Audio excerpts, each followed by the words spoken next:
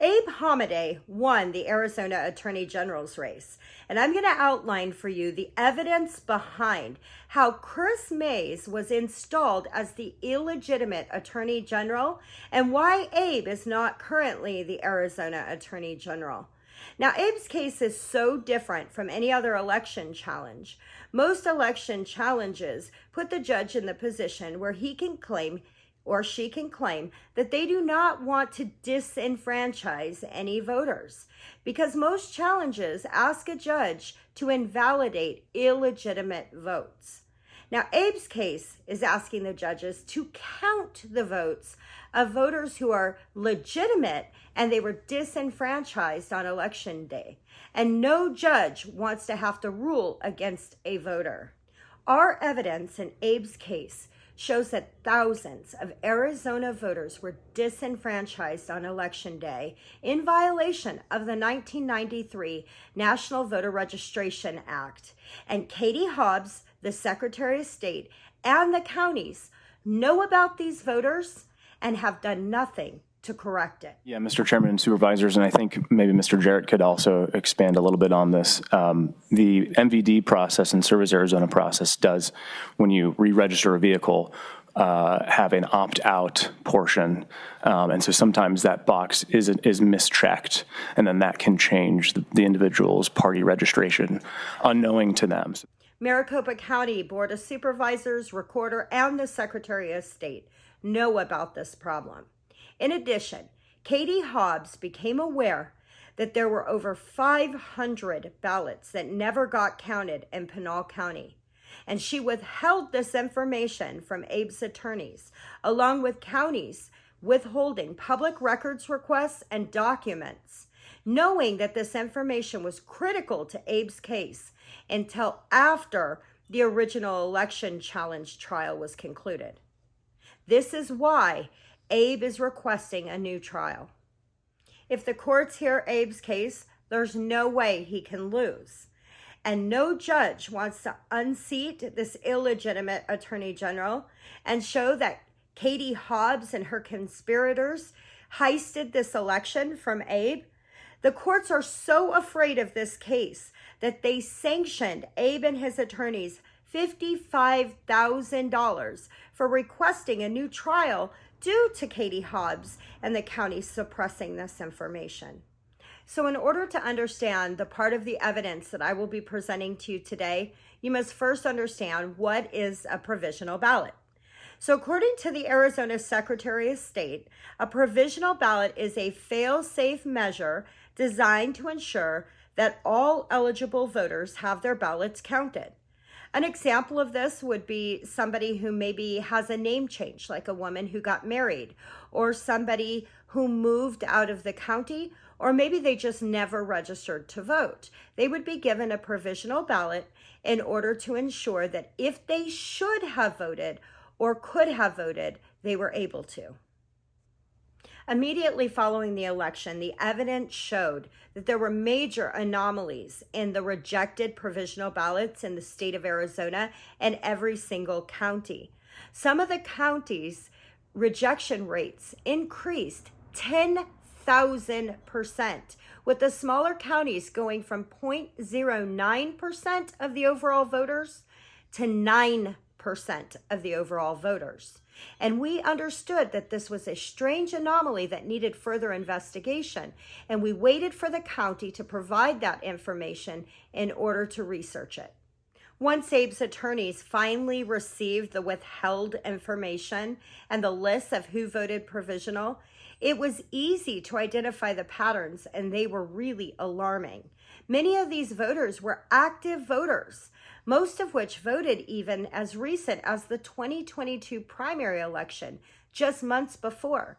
We also noticed that many of these voters were registered to vote in other counties across the state of Arizona. We began reaching out to some of these voters, and the real unfortunate thing is so many of them were so angry and sad to hear. They had no idea that their votes didn't count. And many of them had no idea how they got registered to vote in other counties without their knowledge or consent. I'm going to read some excerpts from a few of those particular declarations. I was disenfranchised during the Navajo County 2022 general election, where I voted in person on Election Day. My primary residence is in Holbrook, Arizona. When I arrived at the polling center to check in, I was told I was not registered to vote. I have a secondary residence in Peoria, Arizona, where I do not live. I rent that location to a tenant. I stayed in that location in the 1990s, but have lived in Navajo County for the last 14 years. I voted in the general 2018, the general 2020, and the primary election for 2022. While I live and vote out of Navajo County, I learned that my voter registration was changed or canceled without my knowledge or consent, and this ultimately resulted in me not having my vote count. There's another example of things that occurred that we found, such as people's names being misspelled in the voter registration database. This is not the fault of the voter, and it would have been easily rectified had the counties actually chose to count the provisional ballots the way they were supposed to. Here's an example of that. I was disenfranchised during Navajo County's 2022 general election, where I voted in person on Election Day. My primary residence is in Sholo, Arizona, where I was issued a provisional ballot and it was not counted. When I checked in at the polling center on Election Day, they told me that the name on my driver's license was spelt differently than the name in the voter registration system. And because they were not an exact match, I would have to vote provisional and they would locate my record. I was taken to the provisional table to vote and under the impression that they were going to correct my name and that my vote would be counted. I have now learned that because they misspelled my name in the voter registration database, it resulted in me being issued a provisional ballot and ultimately not having my ballot count. I was disenfranchised during the Maricopa County 2022 election, where I live and vote out of Gilbert, Arizona for the last 24 years. My daughter got married in 2022, and I went on servicearizona.com to pay off her registration on her car as a wedding present. Later, I determined that they had registered me to vote at my daughter's address in Pinal County. They even mailed her a mail-in ballot. When I showed up at the polls on Election Day, I was told I was not registered to vote. I was disenfranchised because my voter registration was changed or canceled without my consent, and it ultimately resulted in my vote not counting. I was disenfranchised during the Coconino County 2022 general election, where I voted in person on Election Day. I had moved my primary residence 3 blocks down in Flagstaff, Arizona, and I have been registered to vote in Coconino County since 2009.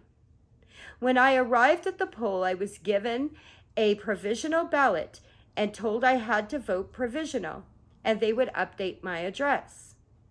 I found out later that my provisional ballot in Coconino County was rejected due to voting in the wrong precinct. I was not notified by any poll worker at any time that my vote would not count if I voted at the voting location, nor was I told that if I went to a different voting location, my vote would count. Had I been told the correct voting location, I would have gone to the appropriate voting location to cast my ballot to ensure my vote counted. We had many stories like this. Another story was a woman who lives in Pima County, a Native American, who went to the polling center to vote with her 4 relatives living in the same household.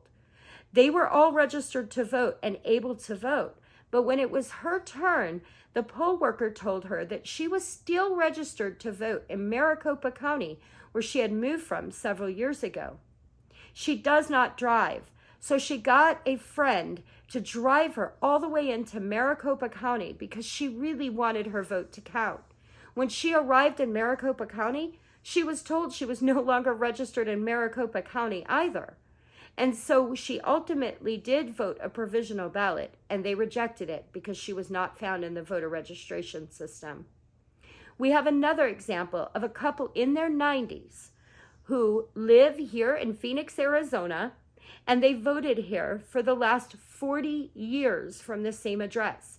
But during the summers, they rent a trailer on the native reservation up north where they forward their mail.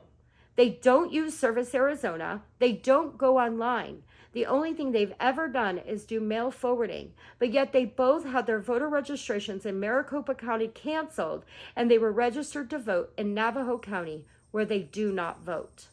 Evidence also shows that the provisional ballots that were counted disproportionately to the other voting behaviors. In other words, votes that lean towards Abe in-person voting and mail-in balloting shifted during the provisional ballot counting. Pima County shifted by 18% and Maricopa by 15%, indicating that some form of bias was used in determining whether or not to accept or reject these provisional ballots in order to alter the outcome. 70% of these rejected provisionals are either Republican or right-leaning independents, PNDs, and libertarians. Abe only lost by 280 votes based on their own canvassing. And this video is only focusing on the evidence involving provisional ballots. And we have hundreds of these declarations from voters, along with the supporting evidence and documents to show their vote should have counted. Please share this information with your friends, your family, your neighbors. Check your voter registration often, or this could happen to you. Katie Hobbs was the Secretary of State during this 2022 election, where she tipped the scales of justice by concealing critical information from Abe and his attorneys. She knows thousands of voters were disenfranchised in Arizona, and if she had any integrity, she would admit it. But she won't, because this is the very election where she saw her own election into the governor's office. The courts are afraid to hear this. They don't want to have to unseat an illegitimate attorney general, bring the entire election into question, and dismantle Arizona's voter registration system. Abe will turn over every rock to ensure that those responsible for disenfranchising these voters and silencing our voices are brought to justice. All it takes is one honest judge in Arizona, and Abe Hamadeh is our next attorney general.